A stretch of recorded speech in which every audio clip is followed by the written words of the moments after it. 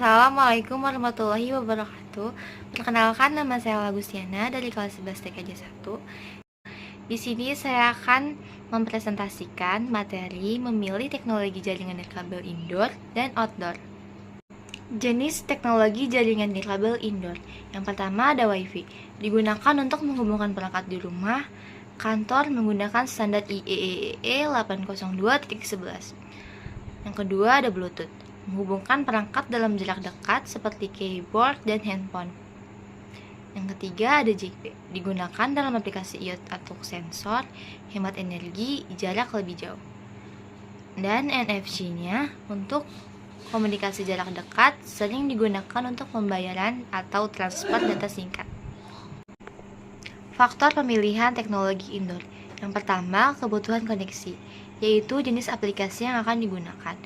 Yang kedua, jumlah perangkat, yaitu mempengaruhi kapasitas jaringan. Area penutupannya menentukan jumlah titik akses yang dibutuhkan. Kecepatan dan kapasitasnya disesuaikan dengan jumlah pengguna. Dan keamanannya memilih teknologi dengan enkripsi yang tepat. Jenis teknologi jaringan nirkabel outdoor. Yang pertama ada Wi-Fi outdoor, dilengkapi perlindungan cuaca untuk tempat umum seperti taman. Selanjutnya ada wireless mesh network, menggunakan beberapa titik akses, memberikan cakupan yang sangat luas. Yang ketiga, teknologi seluler 4G atau 5G, digunakan untuk layanan data di area terbuka dan perkotaan. Dan satelitnya digunakan di daerah terpencil, menyediakan konektivitas di mana infrastruktur tidak ada. Faktor pemilihan teknologi outdoor. Yang pertama ada cakupan area, yaitu untuk menentukan jumlah titik akses atau jenis teknologi yang diperlukan. Selanjutnya ada infrastruktur, untuk menentukan apakah ada tiang atau menara yang bisa digunakan. Selanjutnya ada kondisi cuaca, memilih perangkat yang tahan cuaca. Jarak dan penghalangnya, pengaruh penghalang fisik terhadap sinyal.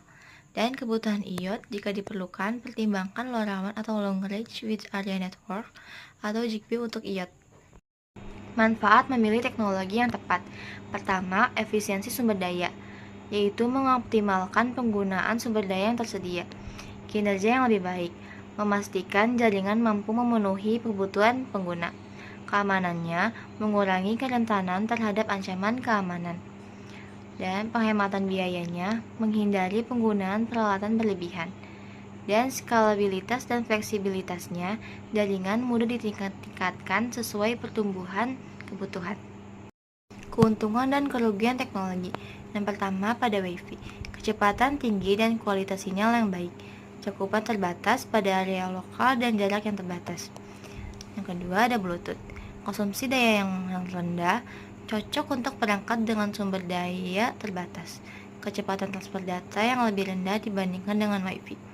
Yang ketiga ada Zigbee, konsumsi daya rendah yang ideal untuk perangkat IoT dengan baterai, kecepatan transfer data yang lebih rendah dibandingkan dengan WiFi atau Bluetooth.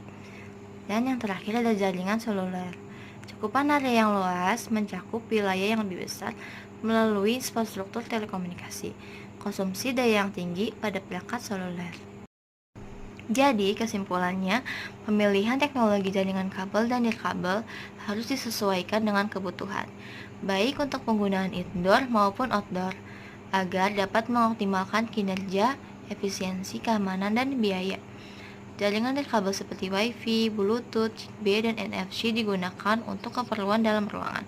Sementara teknologi seperti WiFi outdoor, wireless mesh, 4G atau 5G, dan satelitnya lebih sesuai untuk area luar ruangan.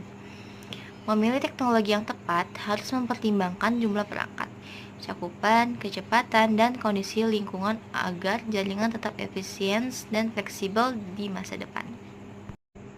Sekian presentasi dari saya. Wassalamualaikum warahmatullahi wabarakatuh.